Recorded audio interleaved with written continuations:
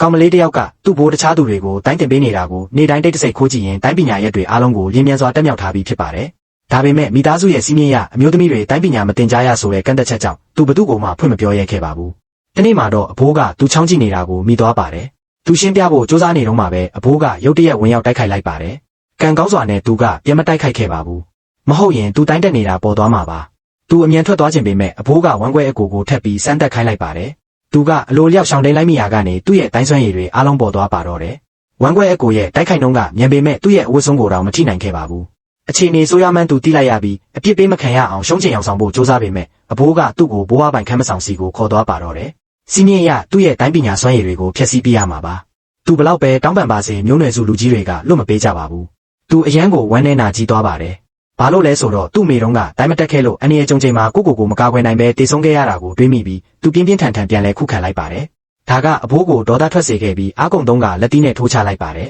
။ဒါပေမဲ့ကောင်မလေးကအလွယ်တကူပဲကာကွယ်တားဆီးလိုက်နိုင်ပါတယ်။လူတိုင်းတုံလို့သွားကြပါတယ်။ပြီးတော့သူကအဘိုးကိုပြန်လဲစိန်ခေါ်လိုက်ပါတယ်။အဲ့ဒီအချိန်မှာပဲမိသားစုကိုတစ္ဆာဖောက်ခဲ့တဲ့ဦးလေးဖြစ်သူကရန်သူတွေကိုခေါ်ဆောင်ပြီးပြဿနာရှာဖို့ရောက်ရှိလာပါတယ်။မိသားစုအရေးကိစ္စမှုပုံကိုရေးပြဿနာတွေကိုခဏပေးဖယ်ပြီးရန်သူကိုဝိုင်းတိုက်ကြပါတယ်။ဝမ်းကွဲအကိုကဥဆောင်တိုက်ပေမဲ့ရန်သူလက်ချောင်းကိုတောင်မထိနိုင်ပဲ1မိနစ်အတွင်းရှုံးနေသွားပါတယ်။ရန်သူကမောင်းမာလာပြီးအကုန်လုံးကိုစိန်ခေါ်ပါတယ်။အကိုကြီး2ယောက်ပေါင်းတိုက်တာလည်းရှုံးသွားပြန်ပါတယ်။ကောင်မလေးကမနေနိုင်တော့ပဲဝင်တိုက်ဖို့လုပ်ပေမဲ့အဘိုးကမိန်းကလေးတယောက်ကဝင်မာရင်မိသားစုကုန်တိတ်ခါကြမယ်ဆိုပြီးသူ့ကိုပါးရိုက်တားဆီးလိုက်ပါတယ်။ဒါပေမဲ့ရန်သူကအားကုန်ထုတ်ပြီးတိုက်ခိုက်လာတဲ့အချိန်မှာတော့ကောင်မလေးကရှေ့ထွက်ပြီးအလွယ်တကူပဲကာကွယ်တားဆီးလိုက်ပါတော့တယ်။အခုသူဘယ်သူလဲဆိုတာကိုလူတိုင်းသိအောင်တက်တည်ပြရမယ့်အချိန်ရောက်ရှိလာပါပြီ။